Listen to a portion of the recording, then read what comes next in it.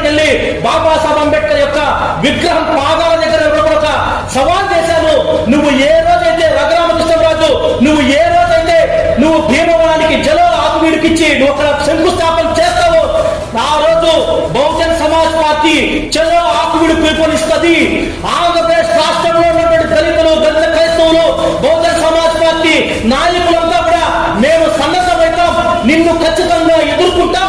మే 3 నువ్వు ఏ విధంగా అయితే నిన్నగాక మొన్నటి రోజున 3వ తారీఖున నువ్వు శంకుస్థాపన చేస్తానని చెప్పి నువ్వు అన్ని బేఖాతరు చేస్తూ రాజ్యాంగంలో గౌరవాన్ని నువ్వు బేఖాతరు చేస్తూ ఈ రాష్ట్రంలో